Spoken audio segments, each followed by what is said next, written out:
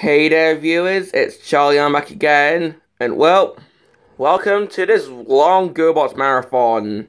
I say long because this is gonna span more than a week, but pretty much for the next couple of days, I'm gonna be reviewing my GoBots figures one by one, and that means reviewing ones I've already reviewed in the past, except for Road Ranger. I don't have Road Ranger anymore. His arm broke off, and it was a while ago, though.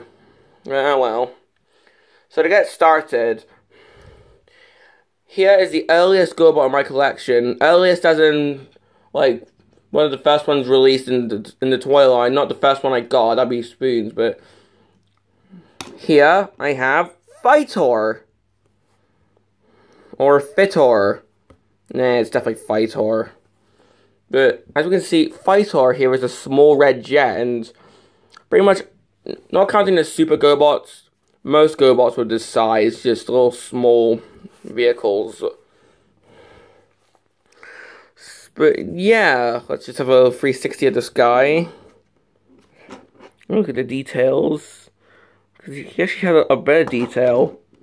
With the back, with the thrusters. Ooh.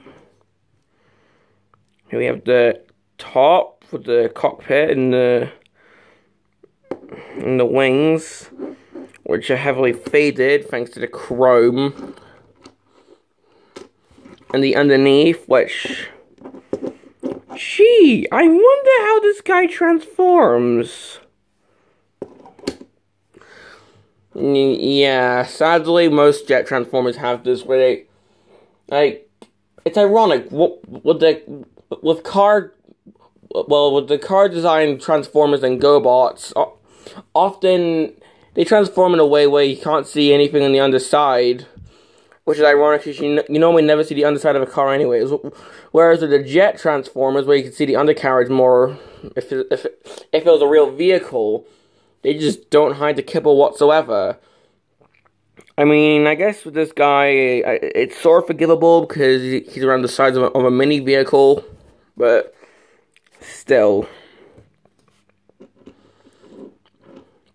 Now, for the transformation, we take the wings and we fold them up, and, well, we actually pull out the legs, and as you can see, the thrusters actually stay where they are, which is a pretty cool trick. Then we just take the landing gears, and they fold out to become its arms. So here we have Fitor. Well, yeah, this guy is giving me serious thrust vibes. Not Armada thrust, G1 thrust. Because look, he's red, he's a jet, he's got red and black colors, he's got a cone head. Yeah, this is just reminding me of Thrust. And from what I can remember, in the Ask Psykill or the Renegade Rhetoric page, Facebook page, which is now pretty much defunct, there was an image that showed a bunch of, well, it showed all the GoBots, but in Transformers bodies, pretty much recolors of Transformers toys, and this guy was a recolor of Classics Thrust. Which we also had Psykill, who was revealed to shield Wreck-Gar, and Stax, who was combined with World's Optimus Prime.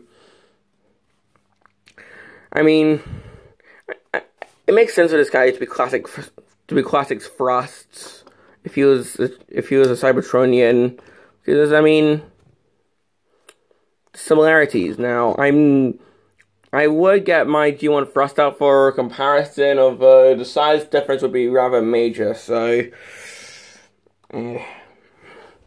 now for articulation, head, nothing at all.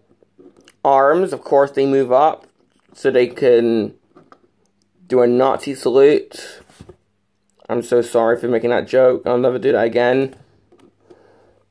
But there's no elbows, nothing at the waist. The legs can technically compress if he wants to be a midget.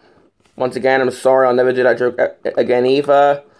And he can't really kick. So the only articulation is in his arms. So I suppose if he wants to do this, to swear his loyalty to Psykill, because that's what he did in the cartoon, he can do that. Or I'm so sorry. You can leave a hate comment now. Yeah, I'm never gonna do those jokes again, I promise. But yeah, the articulation, it doesn't even work that well because these arms are so loose thanks to age. Now, I'm gonna show this guy's, like, his markings in his legs. So if I could press this one, down, if you can see that. Here it says MR03. Sorry, I got uncomfortable itch on my face. There we go. Here it says MR03 Poppy, and I think it says DS, even though it's not a Nintendo console. 1982 Japan. So this guy was number 3 in the Machine Robo line. So yeah. Have a look at his head. I don't even need to lift my camera up that time because you can sort of see it yourself. It's got like black shades on. Looks like he's got a smirk. Hang on. Yeah, it sort of looks like he's got a smirk. I never noticed that. But yeah, that pretty much does it for Fitor. Of a one last fun fact. If you remember my Psykill video, I was mentioning a sketch in Robot Chicken.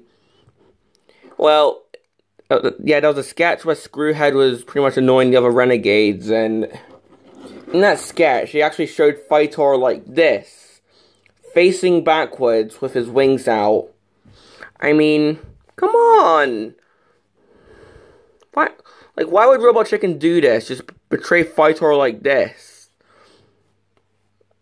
If anything, he looks more generic like this. But, thankfully, I know how to correctly display this guy. So, that's pretty much my review on Fitor.